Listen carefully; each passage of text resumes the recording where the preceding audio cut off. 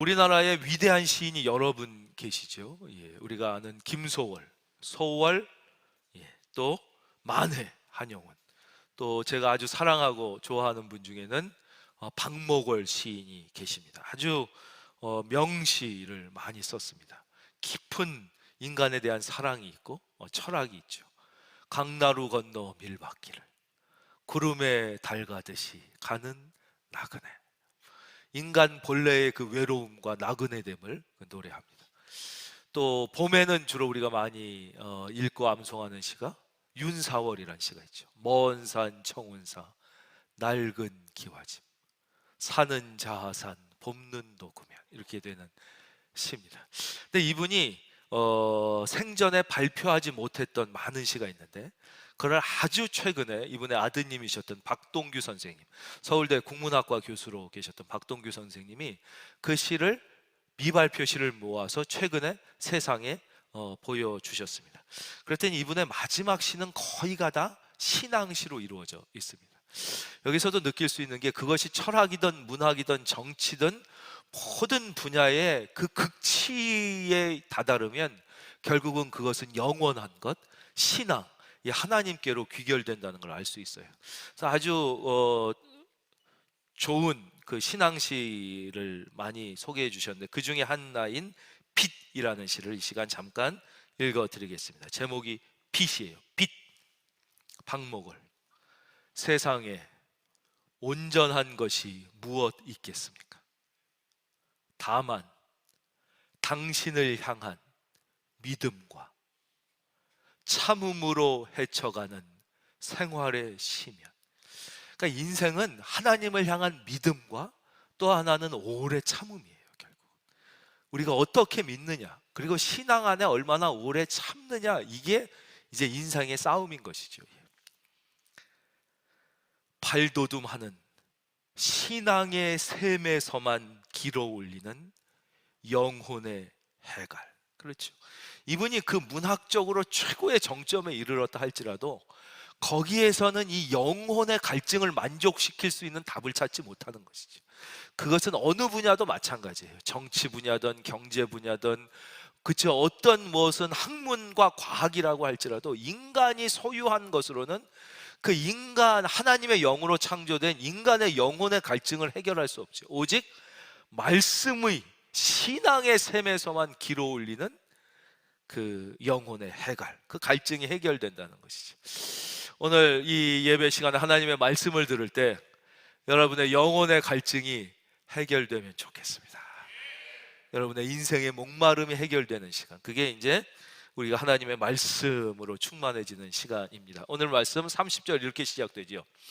그들이 작별하고 안디옥에 내려가 무리를 모은 후에 편지, 즉 신앙으로 확정된 것, 그 확정은 어떻게 됐어요? 지난 시간을 기억하시면 성령님이 결정하시고 우리가 순종해서 확정된 것입니다. 그 확정된 내용을 담은 편지를 전하니 어떤 일이 일어나냐면, 읽고 그 위로한 말을 기뻐하더라. 드디어 그 자리에 소모적인 논쟁과 갈등과 문제가 해결되고 기쁨이 충만하게 됐다는 것이죠. 바로 이것입니다. 신앙의 내용이 결정되고 확정되면 인생의 모든 고민과 갈등이 사라집니다. 근데 우리가 교회에 다니면서도 여전히 인생의 갈등과 고민이 있는 것은, 첫째, 신앙이 확정되지 않았기 때문이에요. 즉 내가 하나님을 믿을 것인가 믿지 않을 것인가를 확정하지 못한 채 일단 믿어본다. 그러나 내 뜻대로 되지 않고 내 안에 도저히 믿을 수 없는 일들이 생겨나고 이해가 안 되면 언제라도 하나님을 믿지 않겠다는 갈림길에 여전히 놓여 있기 때문에 그렇습니다. 내가 어떠한 일이 있어도 하나님을 믿겠다는 신앙이 확정되는 순간 우리의 인생의 모든 갈등과 고민은 해결되는 것이죠. 저는 여러분이 더 이상 인생과의 고민의 늪에서 허우적대지 않기를 바랍니다. 거기서 비로소 해방되는 것이죠. 그래도 여전히 이제 신앙의 갈등이 있을 수 있는데, 그것은 인생의 문제가 단순화되지 않았기 때문에 그렇습니다. 두 번째, 신앙은 무엇을 믿을 것인가의 문제와 동시에 어떻게 살 것인가의 문제를 신앙이라고 그러는 것이죠. 믿음과 오래 참음. 그렇잖아요. 여기서도 모골의 실에서도 나오죠. 하나님을 믿음, 그리고 어떻게 살 것인가, 오래 참음. 내가 어떻게 살 것인가, 이 세상에 썩어지는 것, 다 똥이 되고 사라지는 세상을 위해 살 것인가, 아니면 영원히 사라지지 않는 하나님과 하나님의 나라의 가치를 위하여 살 것인가? 이것이 결정되는 순간 이제 더 이상 신앙의 고민과 갈등은 사라지게 되는 거예요. 인생은 심플해집니다. 그럼 어떠한 일이 생겨나느냐? 첫째, 죽음에 대한 두려움이 사라집니다. 모든 인간은 그 어떤 사람이라고 할지라도 근본적으로 죽음에 대한 두려움을 가지고 살게 되는데, 이 신앙의 문제가 확정되면 여러분, 죽음의 두려움으로부터 해방되기를 바랍니다. 바로 이 죽음에 대한 두려움이 사라지고요. 두 번째, 내일에 대한 염려가 사라집니다. 오늘 찬양에도 나왔죠. 너희는 내일 일을 염려하지 말라. 이것은 다 이방 사람들이 염려하는 것이요, 하늘 아버지는 너희 쓸 것 다 아니까 너희는 염려하지 말고 오직 그의 나라와 그의 일을 위하여 살면 하나님이 책임져 주신다는 거예요. 첫째, 죽음에 대한 두려움이 사라지고, 두 번째, 내일에 대한 염려가 사라집니다. 그리고 세 번째, 마음의 평안과 기쁨이 생기는 것이죠. 기쁨은 즐거움과는 조금 다른 개념입니다. 그러니까 즐거움을 추구하는 인생을 수준 낮은 인생이라고 한다면, 기쁨을 추구하는 인생이 수준 있는 인생이라고 할 수 있죠. 이 즐거움보다도 더 저질 개념을 우리는 쾌락이라고 할 수 있습니다. 쾌락을 추구하는 인생들은 술, 여자, 도박, 무슨 게임 이런 데 빼앗기게 되죠. 이거는 뭐냐? 머릿속에서 우리가 그런 즐거움이 나오는 걸 도파민이라고 그러는데, 도파민을 빌려오는 것입니다. 그래서 술을 마시면 잠깐 걱정을 잊게 된다든가 잠깐 기분이 좋아지는 것은 나중에 좋아질 기분과 평안을 돈을 주고 그 은행에서 꾸듯이 꾸어오는 거예요. 미리 빌려오는 것이 뇌과학적으로. 그래서 술이 깨게 되면 훨씬 많은 이자를 갚아요. 이자가 아주 고이자, 2배 이상입니다. 그래서 술 마셔서 기쁨 얻는 사람은 결국은 나중에 알코올 중독으로 가게 되는 거예요. 안 마시면 늘 우울해지거든요. 무슨 마약은 말할 것도 없고, 어떤 쾌락 중추를 자극하는 것은, 그래서 술은 어떤 사람이 마셔야 되느냐? 술 마셔서 지옥 가는 건 아니지만 술을 좋아하는 사람은 술을 마시면 안 됩니다. 그럼 술에 중독되게 되고, 술을 마시지 않으면 마음이 불안해지기 때문에 계속 마시게 되고 결국 술 중독이 되는, 그건 게임도 그렇고 뭐 오락도 그렇고 성적인 쾌락도 마찬가지입니다. 오히려 술은 누가 마시면 되느냐? 술을 싫어한다면 어쩌다가 한 잔 마셔도 그건 될 것입니다. 물론 안 마시는 게 좋겠지만, 근데 술을 좋아하는 사람은 술을 마시면 절대 안 되는 것이죠. 이게 쾌락입니다. 그거보다 조금 이제 다음 수준이 이제 즐거움. 많은 사람들이 즐거움을 추구하며 살죠. 애들 때 뭐 하는 게 즐겁어요? 축구하는 게 즐겁고 소풍 가는 게 즐겁습니다. 그러나 기쁨은 학생 때 공부를 열심히 해서 성적이 잘 나오는 게 기쁨입니다. 그러니까 당장 내가 지금 놀러가, 막 친구들이랑 막 수업 땡땡이 치고 놀러가, 즐겁지요, 애들이랑 노니까. 하지만 그것은 기쁨이 아닌 것이죠. 우리가 당장 오늘을 위하여 살면 즐거울지 몰라도 여러분, 영혼을 위하여 사는 자가 기쁨이 있는 것입니다. 너희는 어디다 쌓아놓으라고 그랬어요? 주님이. 그래서 하늘나라에 너희 보화를 쌓아놓으라고 그랬어요. 저 학교 다닐 때 저는 머리가 나빠서 그렇게 공부를 잘하진 못했지만, 이제 제가 집에서 이렇게 불을 켜고 공부하다 보면 앞에 아파트가 불이 축 켜져 있잖아요. 그럼 이런 생각을 합니다. 저 불이 다 꺼진 다음에 내가 불을 끄고 자겠다. 내가 학생이니까 뭐 하나님께 영광 돌릴 수 있는 건 하나도 없고, 그나마 나쁜 머리로 공부를 해도 열심히 해야 되는 거니까 저 불이 다 꺼진 다음에 자야지, 그런 생각을 하고 늘 공부를 했습니다. 그래서 모든 아파트 불이 다 꺼지면 그때 이제 스탠드 불을 끄고 자리에 누울 때 오는 그 기쁨, 그리고 내일 아침에는 저 아파트 어느 집에 불이 켜지기 전에 내가 제일 먼저 불을 켜고 책상에 앉아야겠다. 그래서 일어나기 힘들죠. 예, 그렇지만 그래도 일어나서 스탠드 불을 딱 켰는데 앞에 아직 다 미명에 하나도 불이 켜지지 않았을 때, 아, 내가 제일 늦게 자고 그래도 제일 열심히 일어나 하나님 앞에 부족하지만 성실이라도 좀 보여드렸구나, 이렇게 생각할 때. 근데 뭐 아직 학생 때니까 미숙한 생각이었지만 그럴 때 오는 게 그것이 기쁨입니다. 그러니까 이게 기쁨이에요. 즉 우리가 신앙이 확정되고 우리가 신앙의 내용이 결정되면 내가 하나님을 믿겠다는 게 분명해지고 하나님을 위하여 살겠다는 게 분명해지면, 첫째, 죽음에 대한 두려움이 사라지고, 두 번째, 내일에 대한 염려가 사라지고, 세 번째, 마음에 평안과 기쁨이 오는 것이죠. 저는 여러분의 마음에 기쁨이 있기를 바랍니다. 마음의 평안이, 이 세상에 최고 좋은 복이 있다면 어떤 복이실 것 같아요? 전 목사니까 그런 생각을 많이 하잖아요. 말씀을 읽고 책도 읽고 기도하면서 이 세상에 최고 좋은 복이 뭘까? 아무리 생각하고 기도하고 고민해봐도 답은 하나예요. 마음의 평안과 기쁨이에요. 여러분, 천하의 최고 부자라고 하면 뭐합니까? 마음의 평안이 없는데, 내일이 늘 불안하고 내일 사업 망하면 어떡하지? 내일이 권자에서 쫓겨나면 어떡하지? 불안하다면 그게 무슨 의미가 있겠어요? 세계 최고의 지식을 갖고 있으면 뭐합니까? 마음에 평안이 없고 마음이 늘 불안하고 마음에 기쁨이 없고 늘 우울하고 화가 나는데 그 무슨 의미가 있겠냐고. 그래서 최고의 축복은요, 마음이 평안한 거, 이게 최고의 축복이에요.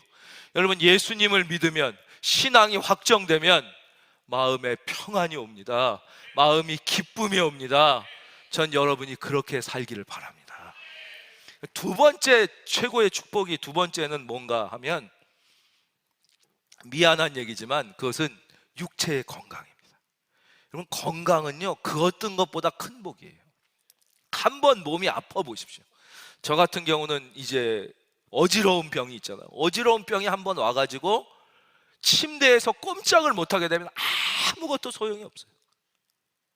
여러분, 지금 코에 호흡기 끼고 중환자실에 누워있는데 무슨 내가 대통령이면 무슨 소용이 있고, 내가 천하의 돈을 다 가지고 있으면 무슨 소용이 있고, 천하의 최고의 노벨상 1000개를 받았으면 무슨 소용이 있냐. 지금 여기 이러고 허리 디스크가 나가가지고 꼼짝을 못하고 누워있는데 무슨 절세 미인이 내 옆에 수발을 든다고 무슨 의미가 있겠냐고요. 그러니까 여러분들이 오늘 이 아름다운 봄날에 자기 발로 걸어서 하나님 앞에 나올 수 있었다면 여러분은 정말 하나님 앞에 감사해야 되는 존재들인 거예요. 내가 어마어마한 은혜를 받은 것을 감사해야 되는 것이죠. 이곳에도 바로 이 갈등이 있고 문제가 많던 교회에 신앙이 확정되고 결정되자 기쁨이 임하게 됩니다. 그런데 이제 문제는 우리가 이 믿은 신앙, 우리가 이 확정한 신앙을 그대로 삶으로 살아나는 데는 어려움이 있다는 것이죠. 말과 행동이 일치하는 것을 언행일치라고 그럽니다. 근데 말과 행동이 일치하기가 쉽습니까? 참 힘듭니다. 근데 이거보다 더 어려운 게 믿음과 삶이 일치하는 것입니다. 우리가 입으로 표현한 말과 삶이 일치하는 것도 어려운데, 우리가 속으로 믿는 이 믿음을 삶으로 그대로 살아난다는 것은 참 어려운 것이죠. 그러니까 저 같은 경우는 과연 제가 설교한 대로 살 수 있느냐, 제 설교와 삶이 일치가 된다면 그거보다 좋은 건 없겠지만 그것은 너무너무 어렵습니다. 그러니까 그렇게 되지 못하기 때문에 거기에 우리의 기도의 제목이 있는 것이죠. 거기에 우리의 눈물의 기도가 있어요. 우리가 그냥 그대로 삶과 우리의 믿음이 일치한다면 우리가 하나님 앞에 주일마다 아니면 아침마다 진실하게 죄를 자복할 필요가 없죠. 우리의 믿음과 삶이 일치가 됐습니다. 그렇지 못하기 때문에 우리에게 끊임없는 기도가 있는 거예요. 끊임없는 기도의 제목이 있는 것이죠. 그럼 그것은 우리 같은 보통 사람만 그런 것이냐? 아니에요. 이것 때문에 제일 고민을 많이 한 첫 번째 사람을 소개해 드리자면 바로 가장 위대했던 사도 중에 한 사람, 수석 사도 베드로라고 할 수 있습니다. 베드로는 정말 위대한 사람이죠. 여기서도 그 신앙의 결정을 내리는 두 축 가운데 하나가 베드로고 하나가 사도 바울이었잖아요. 근데 베드로는요, 믿음이 뛰어난 만큼 실수도 얼마나 많았는지 몰라요. 그러니까 베드로가 마태복음 16장에 보면 예수님에게 한량없는 칭찬을 받아요. 이 베드로가 첫 번째 이 고백을 한 거예요. 모든 인간 중에 주는 그리스도시요 살아계신 하나님의 아들이신, 이게 베드로가 최초로 인간 중에 고백합니다. 예수님이 얼마나 칭찬하세요. 시몬아 내가 복이 있도다. 그 아버지까지 칭찬하잖아요. 바요나 시몬, 이게 뭐예요? 요나의 아들 시몬아, 네 집안 전체가 다 복이 있다는 거예요. 복이 있다? 이걸 너에게 알게 하신 분은 하나님이다. 너는 하늘의 축복을 받았다, 막 그러는 거예요. 근데 그 다음에 뭐예요? 예수님이 그래서 나는 이제 십자가를 지고 죽어야 된다. 그러니까 베드로가 깜짝 놀라요. 큰일 났네. 내가 이렇게 목숨 걸고 예수님 따랐는데 예수님이 이 위대한 능력자가 왕이 되시면 내가 국무총리는 몰라도 하다못해 무슨 장관 하나라도 차지하고 좀 이 세상에서 뭐가 되려고 내가 이렇게 목숨 걸고 따랐는데 예수님이 십자가에 죽으면 난 뭐 낙동강 오리알 되는 거 아니야? 그래서 뭐라 그래요? 주여 안 됩니다. 절대 십자가에 죽으시면 안 됩니다. 그러니까 예수님이 그 자리에서 혼내키시죠. 사탄아, 내 뒤로 밀러가라. 내가 하나님의 일은 생각지 아니하고 사람의 일을 생각하는도다. 우리가 딱 그렇죠. 우리가 예수님 믿고도 하나님의 일은 아니고 맨날 내 문제 때문에 고민하고 힘들어하고 괴로워한단 말이에요. 그 엄청 혼나요. 그 다음엔 또 뭐라 그래요? 예수님이 또 십자가 지시려고 이제 날이 새면 나는 십자가를 진다. 나는 십자가를 지고 죽는 것이다. 그랬더니 막 안 됩니다. 무슨 일이 있어도 내가 예수님 십자가 안 죽게 내가 맞고 목숨을 걸고 싸우겠습니다. 그랬더니 예수님이 그러시죠. 내가 십자가를 질 때 너희 줄 중에 나를 배신하지 않을 자가 몇 명이나 되겠느냐. 그 베드로가 뭐라 그래요? 모두가 배신해도 나만은 배신하지 않습니다. 주여, 내가 죽어도 주를 위하여 죽지 다 천하가 배신해도 나는 안 배신하겠다고 큰 소리 쳤는데, 예수님이 그 대제장 뜰에 강제로 잡혀가서 불법 재판 받는데 무서워서 가지도 못하잖아요.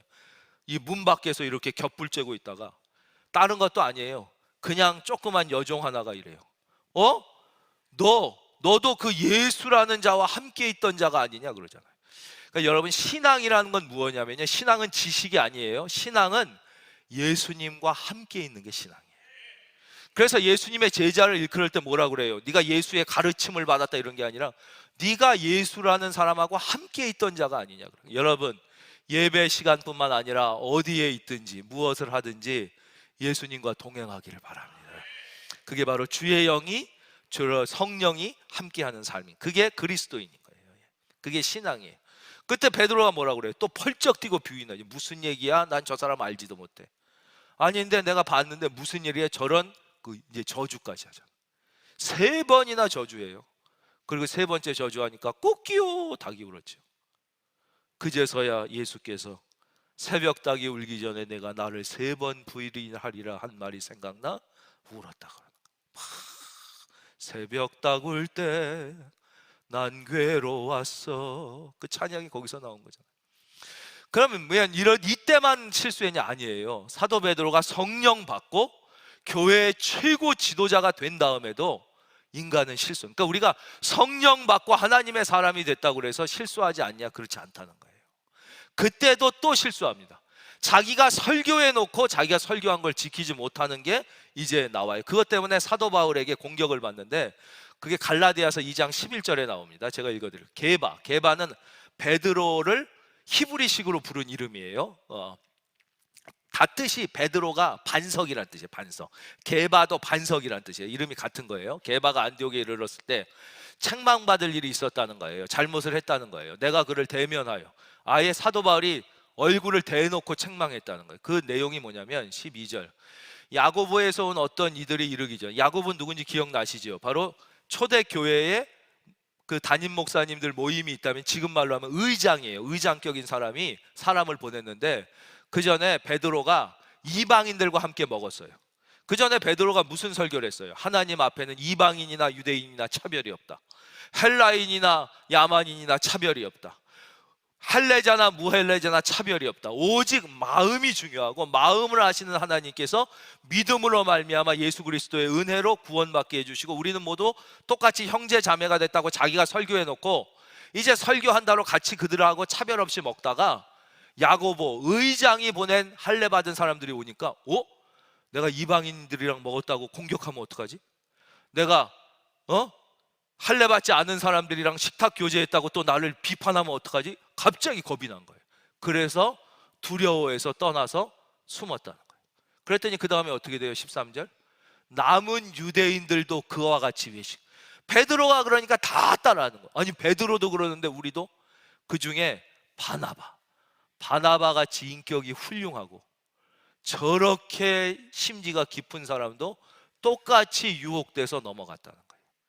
이렇게 돼가지고 이제 사도 바울이 베드로를 책망합니다. 근데 그 책망한 게 대단해요. 14절, 그러므로 나는 그들이 복음의 진리를 따라 바르게 행하지 아니함을 보고. 한번 따라 할까요? 복음의 진리.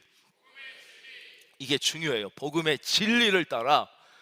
복음을 영어로 뭐라 그러냐면 good news라고 그래요. 뉴스. 그래서 우리가 세상 뉴스를 너무 많이 들어서 우리가 늘 마음이 고민이 많고 번민이 많고 머릿속이 세상 생각으로 가득 차 있는 거예요.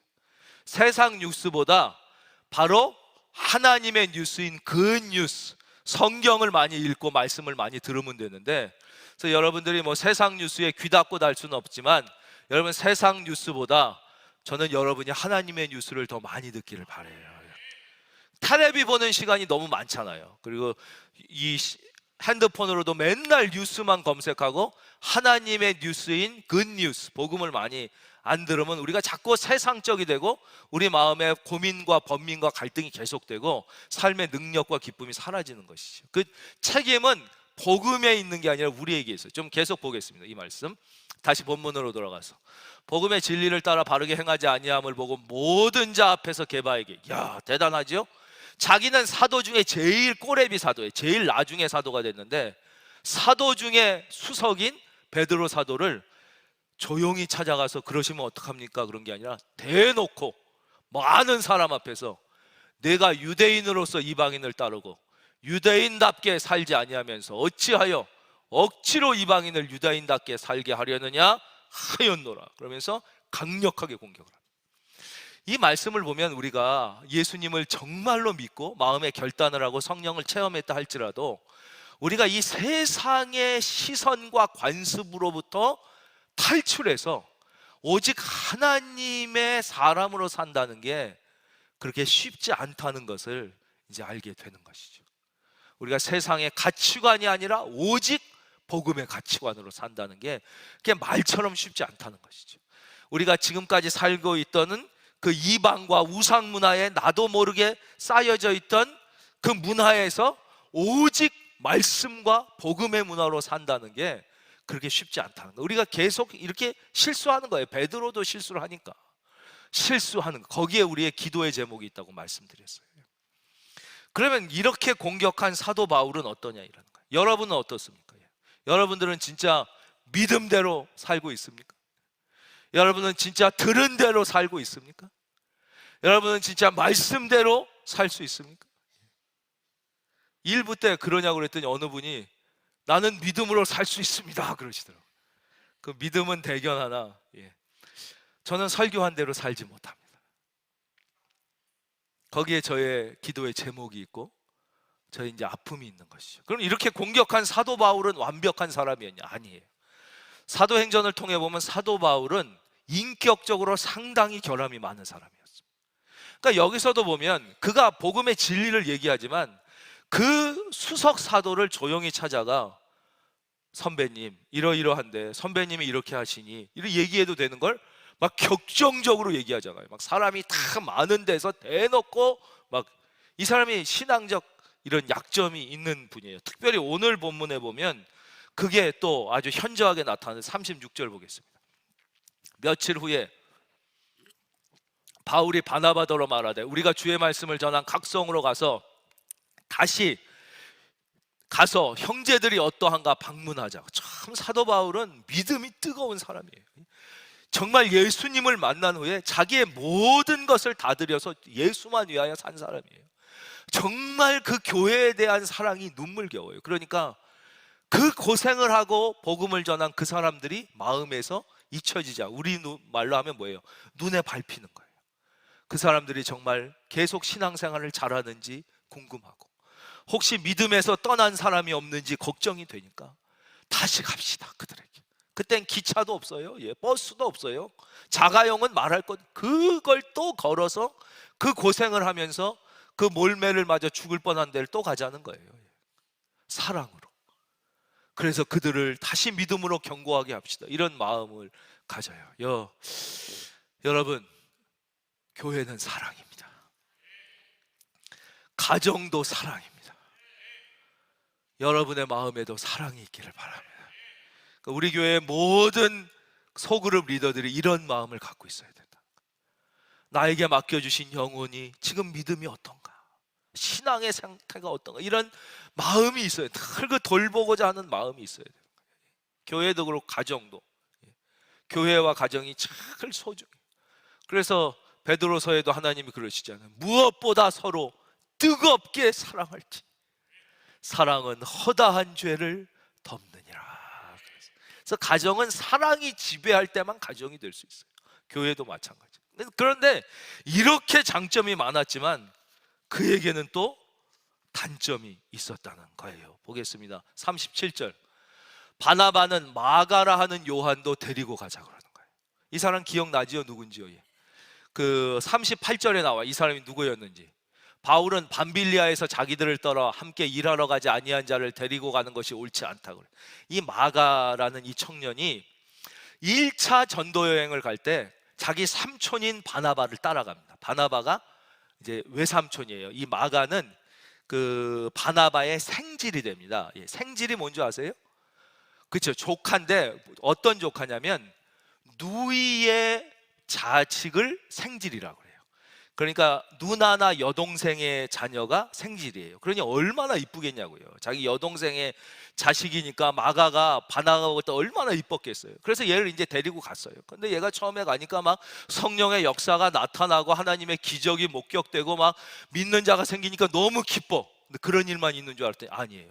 막 누군 돌을 던져 죽이려고 그러고 막 매를 때리고 막 욕하고 밤에 잘 데가 없어 추위에 떨고 먹을 게 없어서 굶고 발은 부르트고 욕먹고 막 죽으려고 해서 성에서 도망가고 이러니까 너무 힘든 거예요. 생각보다 영광도 있지만 고난이 너무 커. 그러니까 이제 견디질 못하고 얘가 밤빌리아점 왔을 때 난 도저히 더 이상 못 가겠다고, 난 너무 힘들고 무서워서 못 가겠다고, 그래서 다시 돌아온단 말이에요.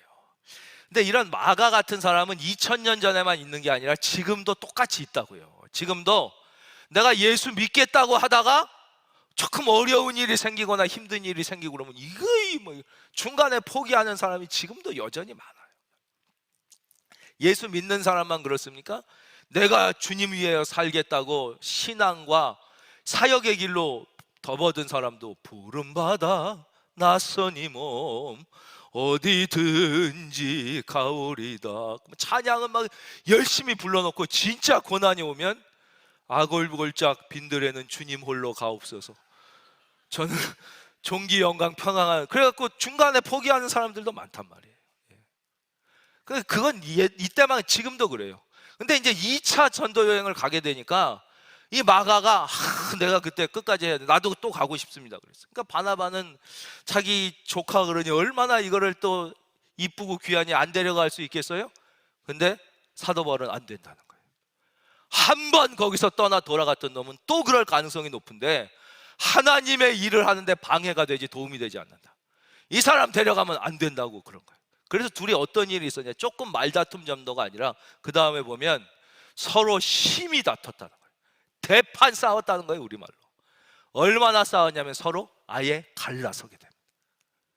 이게 갈라설 만한 일입니까 이게?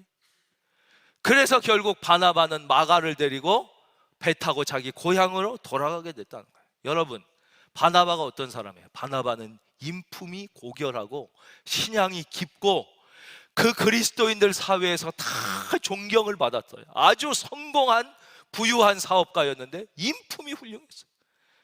그래서 다 존경받던 분이에요. 나이도 바울보다 훨씬 많고 신앙도 훨씬 먼저 생긴 선배예요.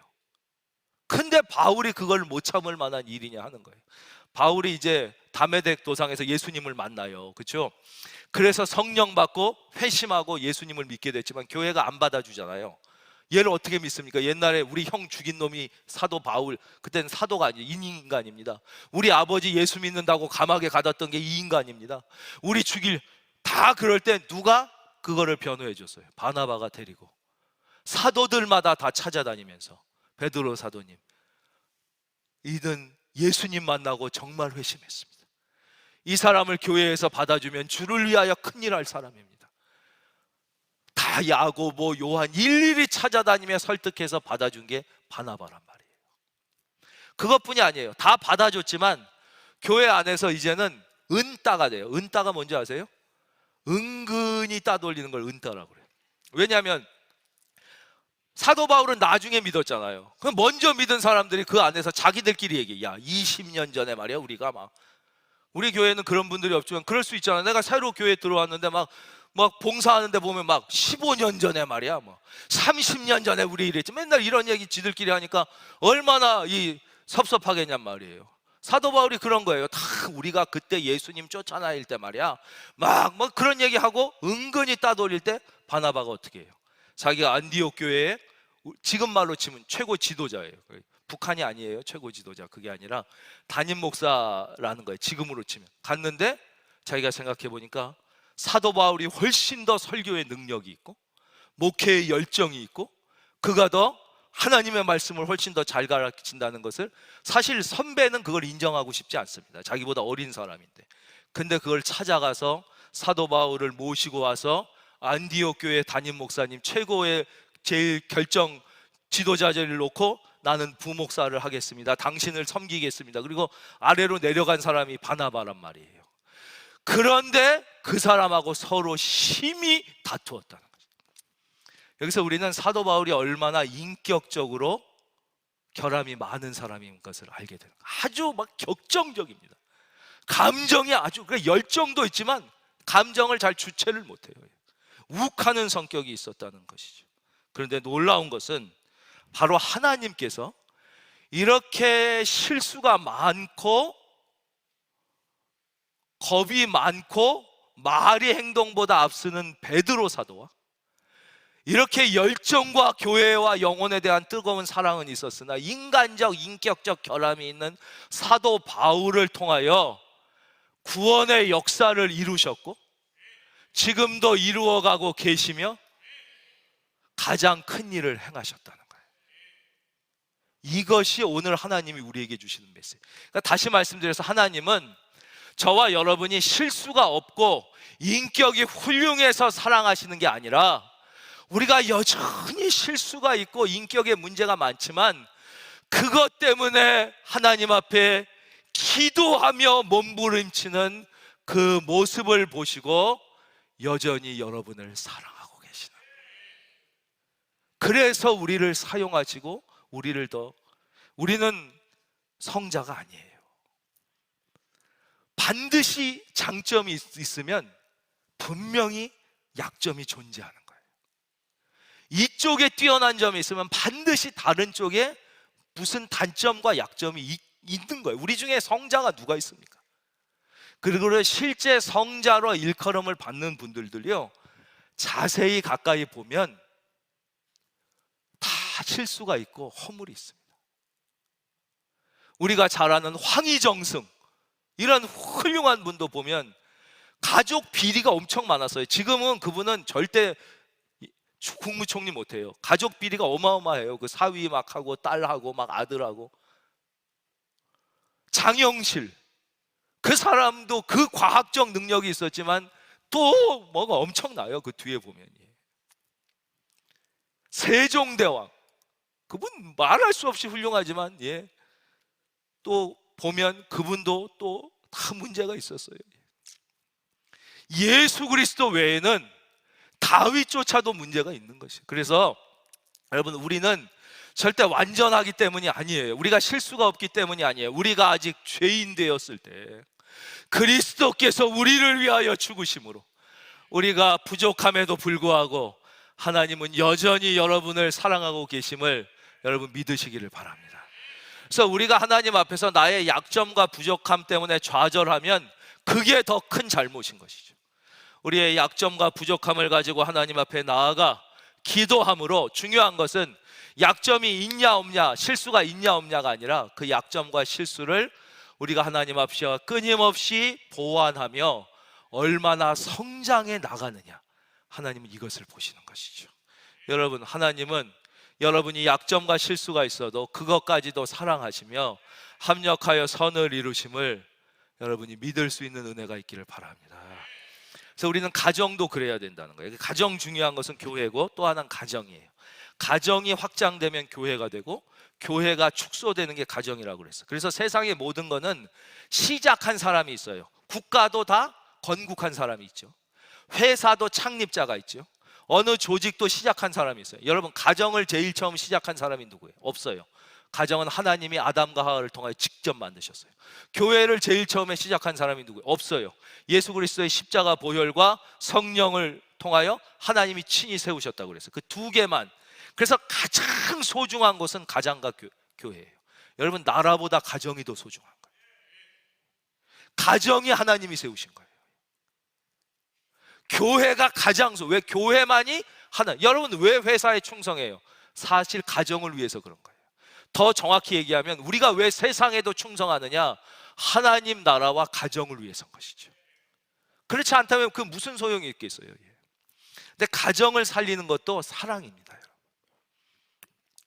무엇보다 서로 뜨겁게 사랑해야 되는 것은 가정과 교회가 제일 중요해요. 그러기 위해서는 어떻게 해야 되느냐? 제가 주변에 아주 성공한 분들을 이제 만나게 돼요. 여기서 성공이라는 건 세상적으로 출세했다는 뜻만이 아니라 인격적으로도 존경을 받고 가정적으로도 아주 성공적인 가정을 이끄는 분들을 이야기하는 거예요. 이런 분들을 보면 틀림없는 단 한 가지 공통점이 있습니다.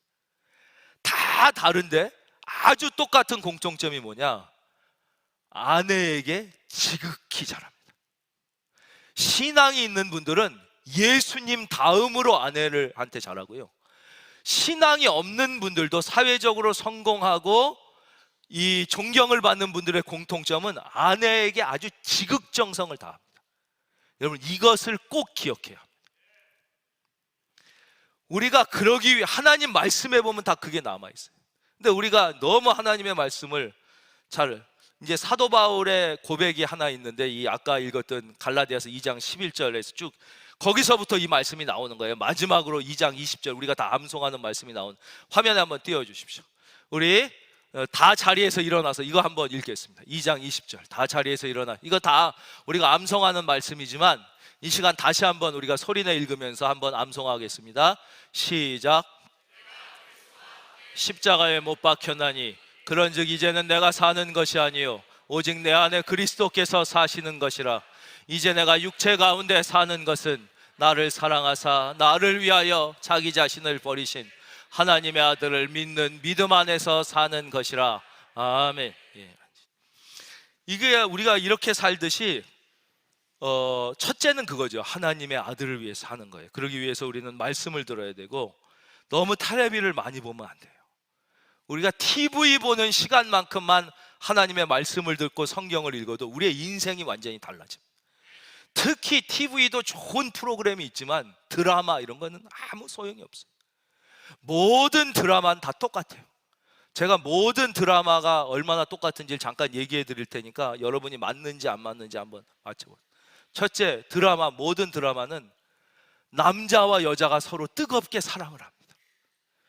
그런데 이 남자가 여자를 배신합니다. 왜냐? 이 사랑하는 여자가 있지만 출세하기 위해서 어느 재벌집 딸하고 이 여자를 배신하고 결혼을 해요. 그럼 그렇게 끝나는 드라마는 없어요. 이 여자는 반드시 그냥 잘 살아도 되는데 죽어요. 꼭 이제 자살을 하려고 강에 가서 막 뛰어듭니다. 그런데 그냥 죽질 않아. 꼭 지나가던 어떤 잘생긴 남자가 나타나서 꼭 얘를 구해줘. 근데 구해주고 봤더니 이 남자가 또 재벌집 아들이야. 근데 그냥 재벌도 아니고 이 두 회사가 라이벌 회사야. 그래서 서로 싸우고 지지고, 맞죠? 다 그래. 그거 아니면 뭐 아내를 핍박했더니 아내가 여기 전부 치고 나타나가지고 복수를 한다. 맨날 똑같은데 왜 맨날 그걸만 보냔 말이에요. 설교는 똑같은 거 하면 왜 설교 준비 안 하고 다시 하냐고 그러면서 드라마 맨날 똑같은. 그래서 마음에 양식이 없어지는 거예요. 드라마는 다 똑같아요. 성경을 읽어야 되고, 남편들아 아내 사랑하기를 예수님이 교회를 위하여 자기 몸을 주신 것처럼. 아무리 아내가 허물과 실수가 있어도 그래야 돼요. 그러면 가정의 평안. 대부분의 가정은 아내가 남편을 지극히 위해도 남편은요 위하는 사람이 있고 안 위하는 사람이 있습니다. 아내를. 그런데 남편이 아내를 지극히 위하잖아요. 그럼 99% 아내는 다 남편을 위합니다. 그래서 가정의 화목의 키는 여자가 아니라 남자가 갖고 있어요.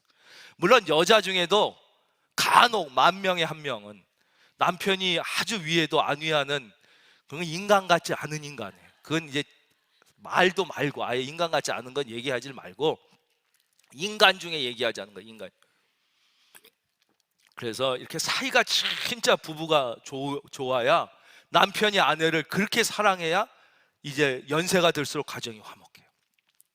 그렇지 않으면 가정이 어떻게 되는 줄 아세요? 적막강산이 됩니다. 이제 60 넘어가면 애들 다 결혼하고 부부 사이가 안 좋으면 애들이 집에 잘 오지도 않아요. 적막강산이 돼요. 적막강산이 되다가 아내가 먼저 죽잖아요. 그럼 그 집은 막막강산이 돼요. 아무도 안 옵니다. 애들. 아무리 아버지가 뭐 해도 소용없습니다. 근데 그렇게 서로 사이가 안 좋은 적막강산이었다가 남편이 먼저 죽잖아요. 그럼 그 집은 금수강산이 돼요. 정말에 주변에 보세요. 서로 사이가 안 좋다가 아버지 돌아가시면 애들이 어머니는 찾아옵니다. 그리고 다시 집에 웃음꽃이 피고 어머니한테 잘해드리잖아요. 그러니까 왜 자녀가 날 멀리 하느냐? 왜 집이 적막강산이냐? 아버지가 아무리 성공하고 돈이 많아도요, 자녀는 어머니에게 잘해주지 않는 아버지는 절대 존경하지 않습니다. 사랑이 가질 않아요. 너 이놈의 자식 말 안 들으면 재산 안 준다고 아무리 협박해봤자 소용없습니다. 그런데 아버지가 아무리 세상적으로 별 볼 일 없고 실패자라 할지라도요, 어머니를 지극정성으로 위하면 자식들이 철들어 갈수록 그 아버지를 존경합니다. 자꾸 찾아오고 뭘 해도 아버지에게 해드리고 싶고 가정에 꽃이 피는 거예요. 그러기 위해서 아내들은 나이가를 드실수록 남편은 기를 살려줘야 돼요. 이게 남자는 계속 어리기 때문에요, 자존심으로 사는 존재. 그래서 절대 나는 다시 태어나도 꼭 당신이랑 결혼할 거라고 그렇게 얘기를 해주셔야 돼요. 마음은 아니라도. 그렇지 않으면 남자들은 너무 이 자존감이 무너지는 거예요. 그리고 나는 당신 죽으면 바로 따라 죽을 거라고.